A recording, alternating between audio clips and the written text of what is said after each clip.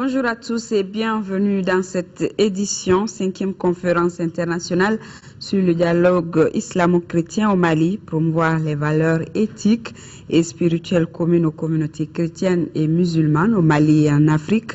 Stratégie, défis et perspectives en est le thème.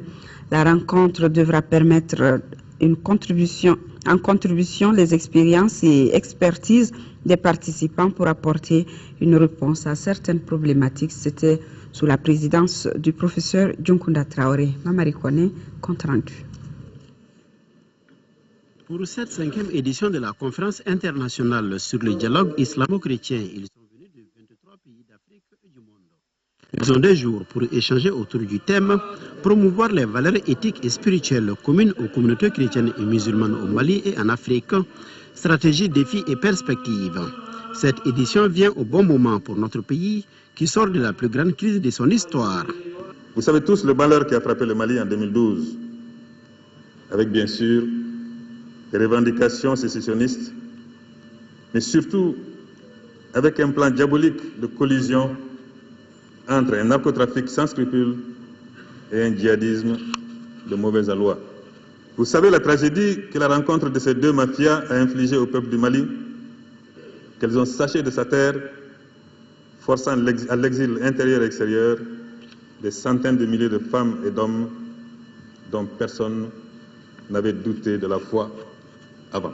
Vous savez également le projet funeste de ces aventuriers d'essayer de coloniser toute la sous-région, toute la région, voire au-delà, au mépris des tombes de nos saints, de notre islam ou de notre christianisme, qui ont rayonné à travers des siècles d'interpénétration et d'acceptation mutuelle. Par la voix de son président, l'Association malienne pour la paix et le salut a dénoncé la transformation de certains lieux de culte en QG de propagande et de campagnes politiques. Pour l'association, il y a lieu de dissocier action politique et action religieuse. Depuis 2008, l'Association malienne pour la paix et le salut organise en partenariat avec l'ambassade du Danemark ce type de dialogue islamo-chrétien. Un tel dialogue prône un ensemble de valeurs de progrès social et économique, de paix, de justice, de solidarité, de fraternité et de tolérance bâtis autour de la référence. Il se fonde également sur l'expression permanente de la volonté de s'unir dans un espace de droit, de démocratie, ainsi que la restauration et le développement de la confiance mutuelle entre les communautés chrétiennes et musulmanes. Les participants aborderont également le rôle de l'État dans la régulation et le contrôle des cultes, les modes de financement des sectes et leur impact sur le choix des responsables religieux, ainsi que la réconciliation nationale et la reconstruction. Il s'agit de revisiter ensemble les forces et les faiblesses communes, en même temps que les opportunités et les menaces qui accompagnent la pratique de l'islam et du christianisme. J'ai bien dit la pratique, c'est-à-dire notre approche à la doctrine et à l'enseignement de ces 2 religions qui se sont respectées le long des âges, qui ont des références communes, qui professent les mêmes valeurs et procèdent des mêmes commandements. Les conclusions et recommandations qui sanctionneront cette rencontre devraient servir à l'espace de dialogue initié par l'Association malienne pour la paix et le salut, ce qui devrait contribuer dans la cohabitation pacifique des communautés musulmanes et chrétiennes. En prélude au déploiement prochain de l'administration et de l'armée à Kidal, le ministre en charge de l'action humanitaire a offert au gouverneur de la région de Kidal 100 tonnes de vivres pour les populations de la 8e région. Ce premier combat humanitaire a quitté Bamako hier samedi. Le reportage de Temogo Sagara. Kidal est revenu dans la République du Mali. La République se doit de retourner à Kidal. Elle le fera à travers ses représentants, c'est-à-dire l'administration générale. Cette administration n'ira pas à Kidal les mains complètement vides. Monsieur le gouverneur, je vous remets 100 tonnes de denrées alimentaires constituées de mil, riz, couscous, lait, sucre et thé, destinées à toutes les populations de Kidal, sans discrimination aucune. Je sais par avance que ces biens sont en bonne main et que vous en ferez l'usage approprié. Ce premier convoi de 4 camions transporte 80 tonnes de riz, 5 tonnes de mil, 3 tonnes de lait, 5 tonnes de sucre, 500 bidons de 20 litres, 231 cartons de couscous et 5 cartons de thé. Selon le ministre Mamadou Namouri Traoré, les besoins sont encore immenses compte tenu de l'intensité et de la durée de la crise. C'est pourquoi les magasins de l'OPAM ont été visités par les membres du gouvernement. Nous disposons encore dans nos magasins d'environ 237 tonnes pour le riz algérien, et 2500 tonnes pour le riz chinois. L'aide sud-africaine pour l'huile, nous avons encore plus de 48 000 bidons de 20 litres dans nos magasins. Et une situation hebdomadaire de ces différents stocks là est produite et est mise à la disposition du ministère de l'Action humanitaire chaque semaine.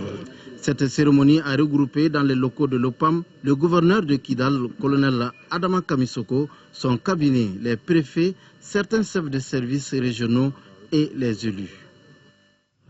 Le ministre des Finances, Abdelkarim Konaté, a présidé à Dakar la réunion ordinaire du Conseil des ministres des Finances de l'UEMOA.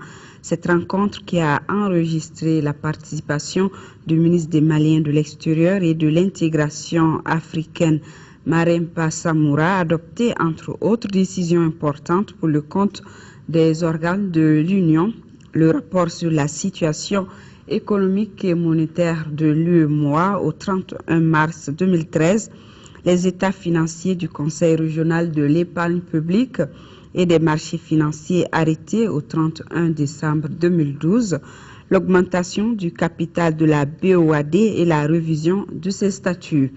Le règlement modifiant le règlement 0496 CM-UEMOA du 20 décembre 1996 portant référentiel comptable commun au sein de l'UEMOA dénommé Système comptable ouest-africain SISCOA. Le règlement relatif aux émissions de bons et obligations du Trésor par adjudication ou par syndication de titres. Le règlement relatif aux opérations de pension livrées dans les États membres de l'UEMOA. La grève du syndicat national des impôts n'aura plus lieu. Après les négociations avec les autorités, les responsables ont décidé de lever leur mot d'ordre de grève. Je vous propose d'écouter le porte-parole de la section syndicale des impôts, Amadou Silla, au micro de Mohamed Touré. De grève déposée pour les 1er et 2 juillet 2013, le ministre des Finances a demandé à rencontrer le bureau de la section syndicale nationale en présence des secrétaires généraux des douanes et du Trésor le 27 juin 2013 à 12h30 pour demander une suspension du dit préavis. Pour ce faire, le ministre des Finances a instruit au directeur national du Trésor et de la comptabilité publique de mettre à la disposition des agents des impôts le reliquat de la prime 2012 réclamée par le bureau syndical. Aussi, le syndicat a demandé et obtenu du ministre des Finances que toute la lumière soit faite sur la différence entre le montant normalement dû et le montant payé. Considérant que par lettre 00625 MF DRH SDEF du 27 juin 2013, le ministre des Finances s'est engagé à examiner la requête concernant la relecture de l'ensemble des textes concernés à partir d'un chronogramme à établir par les parties dans les meilleurs délais. La section syndicale décide ce jour, après consultation de la base, de la suspension du préavis de grève prévu les 1er et 2 juillet 2013. Par conséquent, invite l'ensemble des agents des impôts à continuer le travail avec le courage et l'engagement habituel reconnu. Merci les gens pour leur mobilisation historique. La remise des cartes NINA a démarré dans de bonnes conditions à Ségou, où la commission d'organisation des élections a sillonné quelques quartiers de la ville pour constater l'effectivité des activités. Le compte rendu depuis Ségou de Brahima Kone. Nous sommes au CESCOM de Médine, où il y a 2 équipes de remise des cartes Nina. Ce commerçant a scellé la porte de sa boutique pour servir d'exemple de bons citoyens en venant retirer son précieux sésame électoral. Donc, moi j'aime mon pays. Le Mali est individuel, quoi. C'est très important, quoi. J'ai encouragé tous les Maliennes et Maliens de tirer la carte, quoi. Moi, je n'ai pas eu d'abord, mais j'entends les chercher d'abord. J'entends les chercher d'abord, quoi. À Médine, tout comme à la mairie de Ségou, aux alentours de la famille Faketa à Dar Salam et partout à Ségou, l'affluence n'était pas grande pendant cette première journée de remise des cartes Nina. Qu'à cela ne tienne, cette opération semble aller bon train sur d'autres plans. Je suis chef de l'équipe 10. Du début jusqu'à maintenant, nous n'avons pas de difficultés, franchement. Ça se passe bien, surtout au niveau de l'équipe. C'est des gens très compréhensibles. On s'est réparti les tâches. Maintenant, ça va. Il y a un peu d'affluence. Les gens commencent à venir. Actuellement, ça se passe très bien. Cas de disponibilité. La dame, le nom de son papa avait une URL. On a rectifié. Le gouverneur de région Thierno Boubacar Sissé dit avoir constaté un bon démarrage de l'une des phases ultimes des préparatifs de l'élection présidentielle de 2013, la remise des cartes Nina. Il était bon de venir et de voir l'affluence et de constater nous-mêmes si effectivement le démarrage a été effectif. Et à notre grande satisfaction, nous remarquons que même si l'affluence est timide, les gens quand même sortent et ils viennent retirer tranquillement leur carte Nina. Et cela quand même a été une très grande satisfaction pour la commission ce matin. On ne dira jamais assez que la carte Nina est la seule pièce qui permet et doit contribuer à l'augmentation du taux de participation.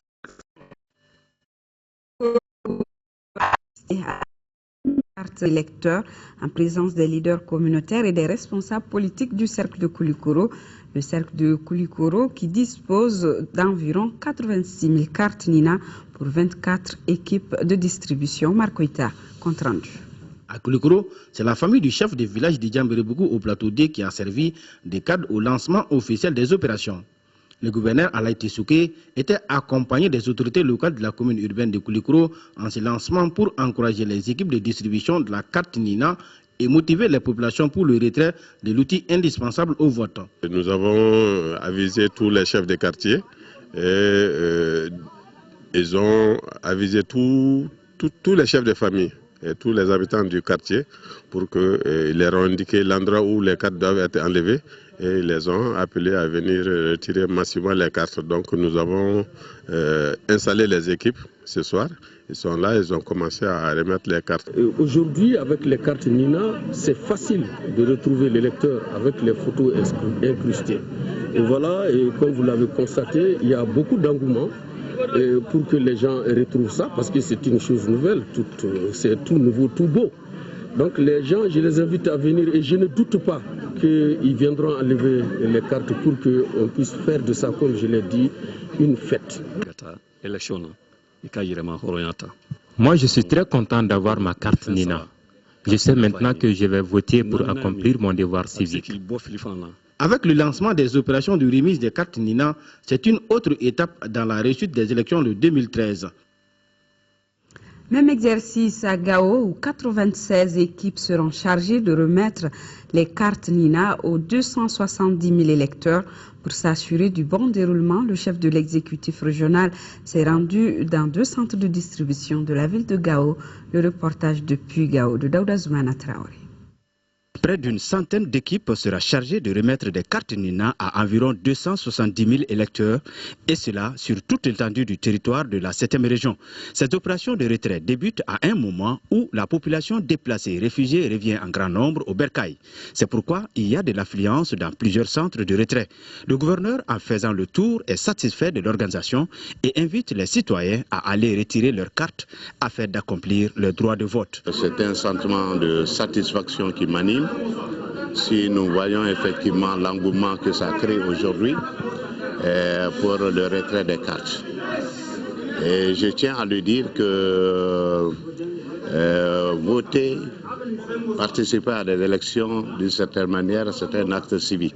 Il a fallu asseoir un véritable cadre de sécurité pour que les autres cercles puissent procéder à cette même opération. Ce qui fait que toute la région est sécurisée grâce à l'effort des forces maliennes, africaines et françaises. Aujourd'hui, sur toute l'étendue de la région, il y a effectivement les quartiers. Si aujourd'hui tout ça là est possible, c'est que les forces armées et de sécurité du Mali ont mouillé leurs maillots.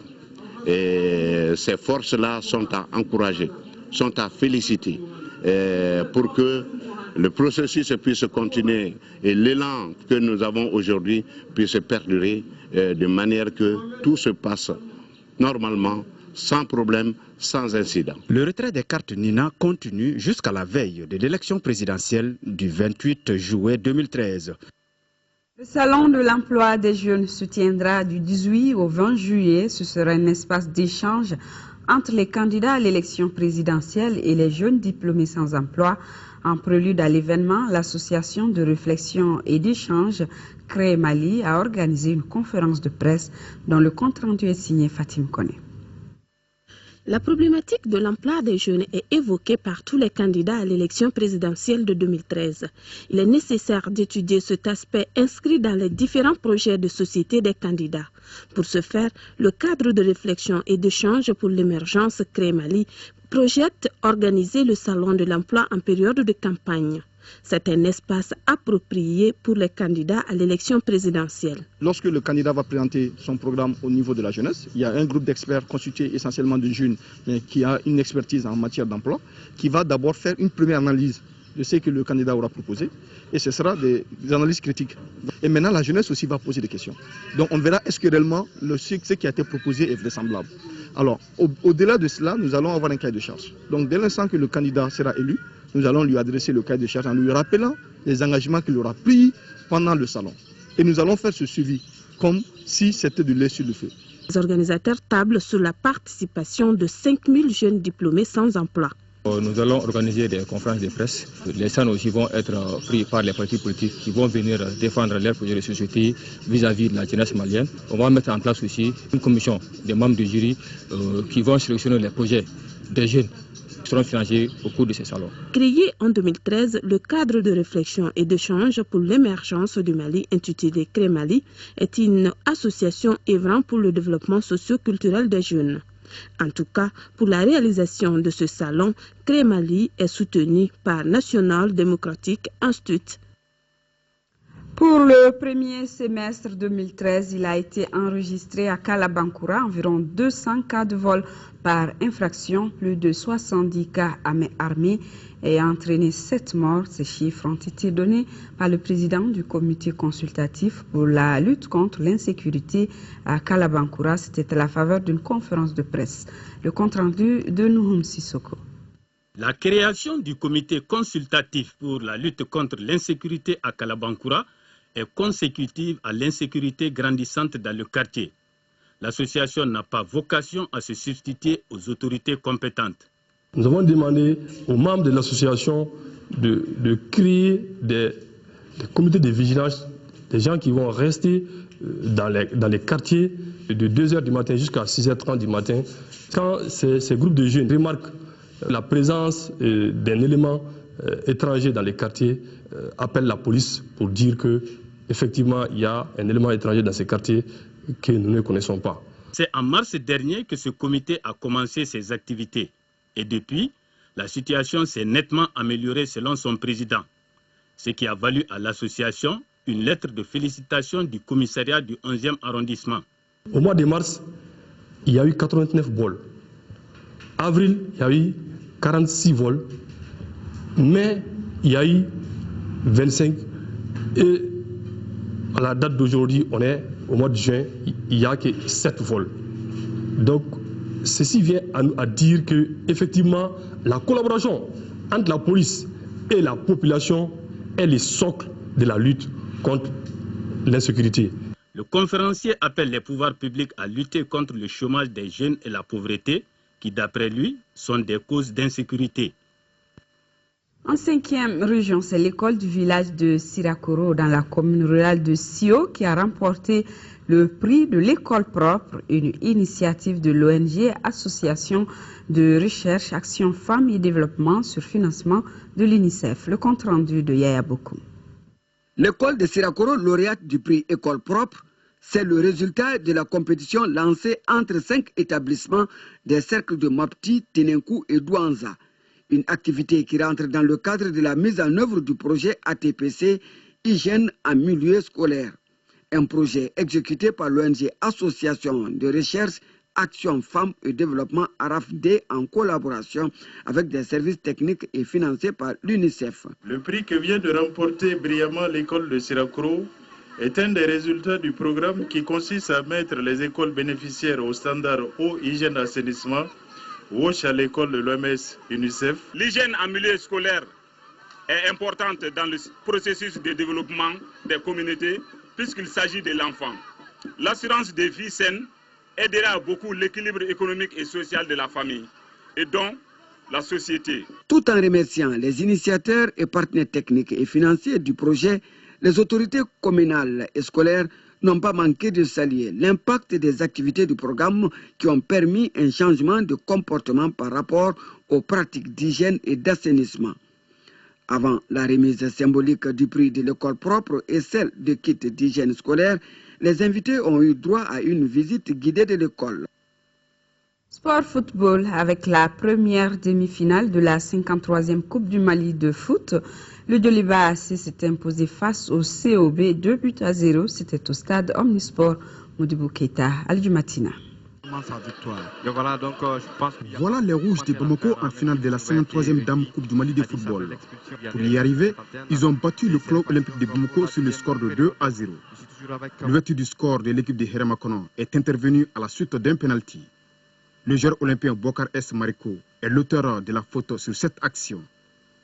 La pénalité est donc transformée par Lassine Diarra à la 44e minute. 1-0 à la pause. Le Rouge corse l'addition à la 84e minute. Le briscard Janvier Abouta, entré en deuxième mi-temps, inscrit le second but de la rencontre. Alors que le club olympique de Bamako était réduit à 10 depuis la 73e minute, suite au second carton jaune de Wali Diabaté. Avec ses succès, le Djoliba AC met fin à la suprématie du COB, qu'il avait éliminé 3 fois à ce stade de la compétition. Mais cette fois-ci, l'histoire ne s'est pas répétée et les Djolibis sont en passe de sauver leur saison. Il faut reconnaître qu'aujourd'hui, le Djoliba était plus fort que nous. Ils ont maîtrisé les matchs durant 90 minutes. Il faut le reconnaître, il y a des jours comme ça où ça ne marche pas. Nous, on pensait se reposer sur des jeunes qui n'ont pas l'habitude de la compétition, mais malheureusement, ça n'a pas marché. Il faut prendre ça comme ça. On va rester là, on va continuer à travailler pour le reste de la saison. On était venu aujourd'hui, au moins c'est pour vraiment jouer notre chance, aller en finale, surtout qu'on a que la Coupe du Mali facilement pour sortir en compétition africaine l'année prochaine. Donc je tire chapeau aux jeunes. Le match en première mi-temps, ça n'a pas été facile. Mais en deuxième mi-temps, on a su mettre le pied sur le ballon et puis on a mis l'occasion qu'on a trouvée. Recordman de la Coupe du Mali avec 19 trophées, le Djoliba AC jouera la finale de la 53e édition. Fin de cette édition, retrouvée à 20h.